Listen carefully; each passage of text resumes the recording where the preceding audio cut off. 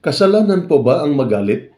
Ako po si Father Dion, ang Post-Catholic Chaplain ng Headquarters and Headquarters Support Group, Philippine Army. At ito po ang salita ng Diyos, ang ating gabay.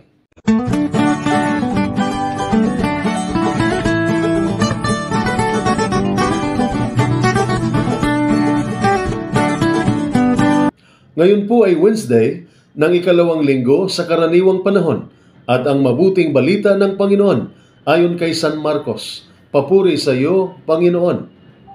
Muling pumasok sa Jesus sa sinagoga. Naratnan niya roon ang isang lalaking paralisado ang isang kamay. May ilang tao na nandoong nagmamasid kung pagagalingin ni Jesus ang lalaking iyon sa araw ng pamamahinga upang may paratang sila laban sa kanya. Tinawag ni Jesus ang lalaking paralisado ang kamay. Halika rito sa unahan. Pagkatapos, tinanong naman niya ang mga tao, alin ba ang naayon sa kautusan? Ang gumawa ng mabuti o ang gumawa ng masama sa araw ng pamamahinga? Ang magligtas ng buhay o ang pumatay? Ngunit sila'y hindi sumagot. Tiningnan ni Jesus ang mga taong nakapaligid sa kanya. Galit at lungkot ang nararamdaman niya dahil sa katigasan ng kanilang mga ulo. Pagkatapos, sinabi niya sa may sakit, iunat mo ang iyong kamay. Iniunat naman ng lalaki ang kanyang kamay at ito'y gumaling. Umalis ang mga Pariseo at agad nakipagsabuatan sa mga kampo ni Herodes upang may papatay si Jesus. Ang mabuting balita ng ating Panginoon. Pinupuri ka namin, Panginoong Hesukristo.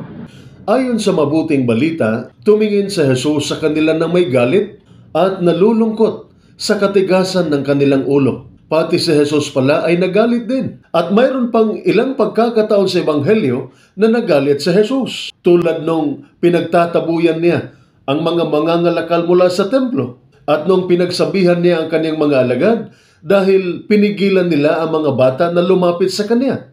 At ang ikatlong pagkakataon ay mula sa Ebanghelyo sa araw na ito. Nang pinagaling na Jesus ang lalaking tuyot ang kamay at napansin niya ang katigasan ng puso ng mga Pariseo. Ngunit ang galit na Jesus ay hindi po para sa kanyang sarili. Ito ay laging para sa kapakinabangan ng iba. Para sa mga mahihirap, mga bata, may sakit, at mga inaapi.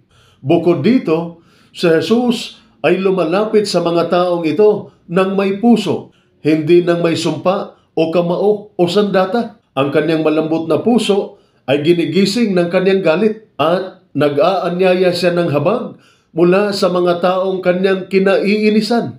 Kaya kapag tayo ay nagagalit, maaari nating suriin ang ating galit at pigilin ito sa pamamagitan ng pagtatanong, para kanino at para saan tayo galit? Para sa ating dangal? Para sa ating sobrang sensitibong pagkatao? O para sa ating kaginhawaan? Mayroon tayong tinatawag na banal na galit or holy anger. Lalo na kapag ito ay para sa karapatan ng iba. Lalo na ng mga walang kalaban-laban sa buhay. Kaya normal lang ang magalit.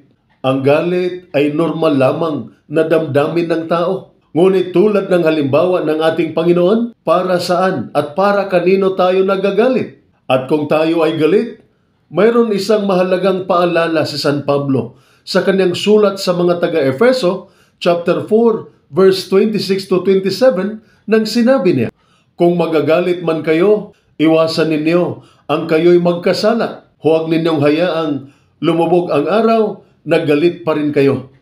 Ito po ang salita ng Diyos, ang ating gabay. Manalangin tayo. O Diyos amang makapangyarihan, habang kami ay nagsisilbi sa aming bansa, aming kinukuha ang lakas mula sa mga salita ng mabuting balita sa araw na ito. Kung paanong inyong binuhay ang natuyot na kamay, bigyan ninyo kami ng kapangyarihan na maging kasangkapan ng pagbubuhay at pagaling sa aming bayan. Bigyan ninyo kami ng lakas ng loob na itaguyod ang katarungan ng karunungan upang gumawa ng wastong mga desisyon at ng habag upang maglingkod ng may dangal. San Antonio Abad, patron ng mga nagsisilbi sa militar, ipanalangin ninyo kami at gabayan sa aming tungkulin. Amen. At sumainyo at sa inyong pamilya ang pagpapala na makapangyarihang Diyos, Ama, Anak at Espiritu Santo. Amen.